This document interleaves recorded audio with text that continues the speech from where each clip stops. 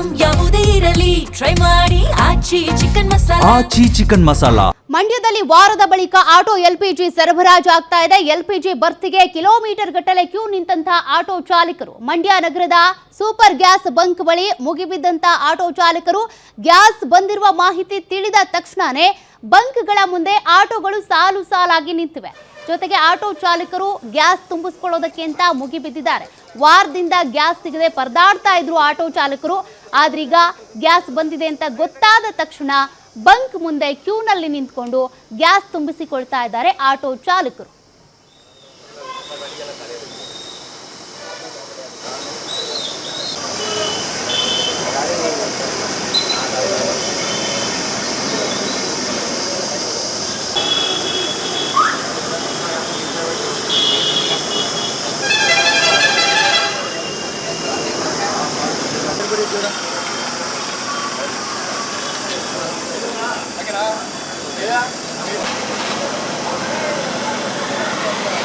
ಅವರ ಜಿಲ್ಲೆ ವ್ಯಾಪ್ತಿಯಷ್ಟೇ ಅಲ್ಲ, ಬೇರೆ ಬೇರೆ ಕಡೆ ಎಲ್ಲಾದ್ರೂ ಗ್ಯಾಸ್ ಸಿಗುತ್ತಾ ಅಂತ ವಿಚಾರಿಸ್ತಾ ಇದ್ರು. ರಾತ್ರಿ ಇಡೀ ಆಟೋದಲ್ಲೇ ಮಲಗಿ ತದನಂತರ ಬೆಳಗ್ಗೆ ಹರಿದ ತಕ್ಷಣ ಕ್ಯೂನಲ್ಲಿ ನಿಂತ್ಕೊಂಡು LPG ತುಂಬಿಸ್ಕೊಳ್ತಾ ಇದ್ರು. ಸದ್ಯ ಈಗ ಮಂಡ್ಯದಲ್ಲಿ LPG ಸಿಗ್ತಾ ಇದೆ ಅಂತ ಗೊತ್ತಾದ ತಕ್ಷಣ ಬಂಕ್ ಮುಂದೆ ಕಿಲೋಮೀಟರ್ ಗಟ್ಟಲೆ ಆಟೋಗಳು, ಆಟೋ ಚಾಲಕರು ಕ್ಯೂನಲ್ಲಿ ನಿಂತು ಗ್ಯಾಸ್ ತುಂಬಿಸ್ಕೊಳ್ತಾ ಇದ್ದಾರೆ. ಯಾಕೆಂದ್ರೆ ಗ್ರೀನ್ ಆಶಾ ಅನ್ನುವಂಥ ಹಡಗು ಈಗಾಗಲೇ ಗ್ಯಾಸ್ ಅನ್ನ ಹೊತ್ತು ತಂದಿತ್ತು. ಅದರಿಂದಾಗಿ ಆಟೋ ಚಾಲಕರಿಗೆ ಗ್ಯಾಸ್ ಲಭ್ಯವಾಗ್ತಾ ಇದೆ.